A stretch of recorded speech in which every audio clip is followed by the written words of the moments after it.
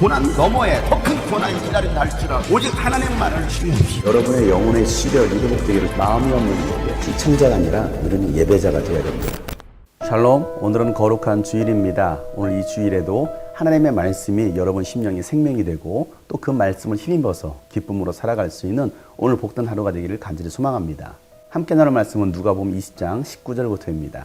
율법학자들과 대제사장들은 예수가 자기네들을 겨냥하여 이 비유를 말씀하신 줄 알았다. 그래서 그들은 바로 그때 예수께 손을 대어 잡으려고 하였으나 백성을 두려워하였다. 그리하여 그들은 기회를 엿보다가 정탐꾼들을 보내서 이들이 거짓으로 의로운 사람들인 채 행세하면서 예수께로 접근하게 하여 그의 말씀을 책잡게 하였다. 그렇게 해서 그들은 예수를 총독의 치리권과 사법권에 넘겨주려고 하였다. 그들은 예수께 이렇게 물었다. 선생님, 우리는 선생님이 바르게 말씀하시고 가르치시고 또 사람을 겉모양으로 가리지 않으시고 하나님의 길을 참되게 가르치고 계시는 줄 압니다. 우리가 황제에게 세금을 바치는 것이 옳습니까? 옳지 않습니까? 예수께서는 그들의 속셈을 알아채시고서 그들에게 말씀하셨다. 데나리온 한 잎을 나에게 보여다오. 이 돈에 누구의 얼굴상과 글자가 새겨져 있느냐? 그들이 대답하였다. 황제의 것입니다. 예수께서 그들에게 말씀하셨다. 그러면 황제의 것은 황제에게 돌려주고 하나님의 것은 하나님께 돌려드리라. 그들은 백성 앞에서 예수의 말씀을 책잡지 못하고 그의 답변에 놀라서 입을 다물었다. 부활이 없다고 주장하는 사두개파 사람 가운데 몇 사람이 다가와서 예수께 물었다. 선생님, 모세가 우리에게 써주기를 어떤 사람의 형이 자식이 없이 아내를 남겨두고 죽으면 그 동생이 그 형수를 맞아들여서 뒤를 이을 아들을 자기 형에게 세워주어야 한다 하였습니다. 그런데 7 형제가 있었습니다. 마디가 죽어 아내를 얻어서 살다가 자식이 없이 죽었습니다. 그래서 둘째가 그 여자를 맞아들였고 그 다음에 셋째가 그 여자를 맞아들였습니다. 7 형제가 다 그렇게 하였는데 모두 자식을 남기지 못하고 죽었습니다. 나중에 그 여자도 죽었습니다. 그러니 부활 때에 그 여자는 그들 가운데서 누구의 아내가 되겠습니까? 7이다. 7이 다 그 여자를 아내로 맞아들였으니 말입니다. 예수께서 그들에게 말씀하셨다. 이 세상 사람들은 장가도 가고 시집도 가지만 저 세상과 죽은 사람들 가운데서 살아나는 부활에 참여할 자격을 얻은 사람은 장가도 가지 않고 시집도 가지 않는다. 그들은 천사와 같아서 더 이상 죽지도 않는다. 그들은 부활의 자녀들이므로 하나님의 자녀들이다. 죽은 사람들이 살아난다는 사실은 모세도 가시나무 떨기 이야기가 나오는 대목에서 보여주었는데 거기서 그는 주님을 아브라함의 하나님, 이삭의 하나님, 야곱의 하나님이라고 부르고 있다. 하나님은 죽은 사람들의 하나님이 아니라 살아있는 사람들의 하나님이시다. 모든 사람은 하나님과의 관계 속에서 살고 있다. 이 말씀을 듣고서 율법학자 가운데 몇 사람이 말하였다. 선생님, 옳은 말씀입니다.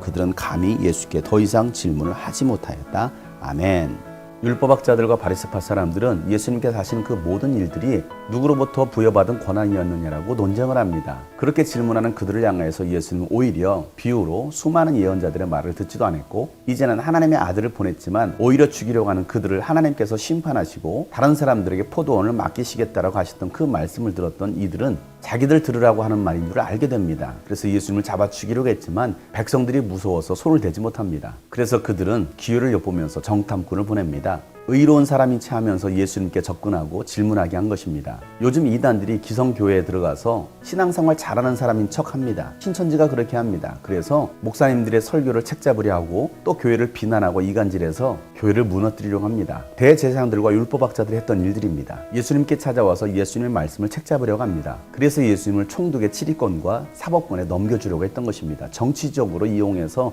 예수님을 심판하려고 했던 것입니다.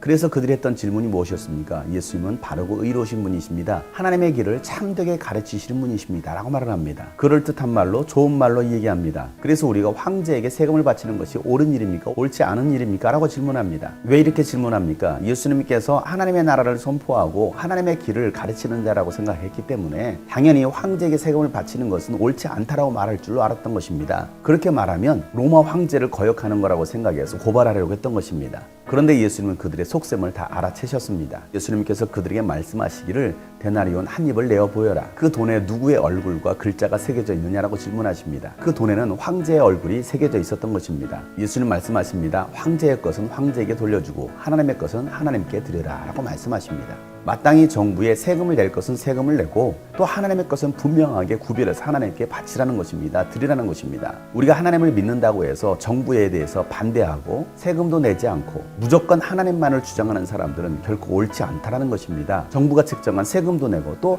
마땅히 하나님께 드려야 될 11조도 예물도 하나님께 반드시 가려서 드려야 된다는 것을 예수님 말씀하고 계십니다. 그러자 부활이 없다라고 주장하는 사두개파 사람들이 예수님께 질문합니다. 모세의 율법에 의하면 어떤 사람의 형이 자식을 낳지 못한 채 죽으면 동생이 그 형의 아내를 맞아들여서 형의 아들을 낳아줘야 됩니다. 그런데 7 형제가 있다는 것입니다. 첫째가 죽었고 그래서 둘째가 형수를 아내로 맞아들였습니다. 그런데 둘째도 죽은 것입니다. 또 셋째가, 넷째가 그렇게 7째 모두가 아내로 맞아들였습니다. 근데 모두가 죽은 것입니다. 그러면 부활의 때 그 여자는 누구의 아내가 되겠느냐는 것입니다.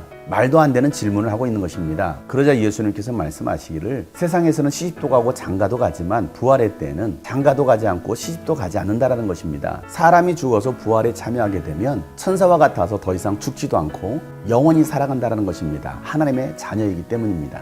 이 사두개파 사람들은 부활을 믿지 못했습니다. 인정하지 않으려고 했던 것입니다. 죽으면 끝이라고 생각했던 것입니다. 그러나 예수님은 반드시 부활이 있다라고 말씀하십니다. 모세가 가시떨기나무 아래에서 부활을 인정했던 것처럼 아브라함의 하나님, 이삭의 하나님, 야곱의 하나님, 모세는 이와 같이 부릅니다. 하나님은 죽은 사람들의 하나님이 아니라 산자의 하나님이시라는 것입니다.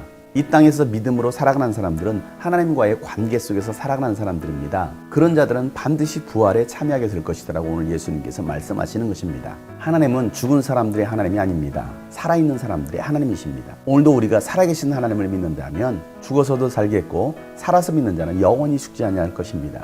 예수님을 믿지 못함으로 어리석게 논쟁하려고 하는 사람들이 아니라 예수님이 바로 살아계신 하나님의 아들이시오 우리의 영원한 생명을 주시는 구원자이심을 믿으시고 함께 부활에 동참할 수 있는 여러분 되시기를 주의 이름으로 축복합니다. 하나님의 것은 하나님께 돌려드릴 수 있는 저와 여러분 되시기를 예수 이름으로 축복합니다.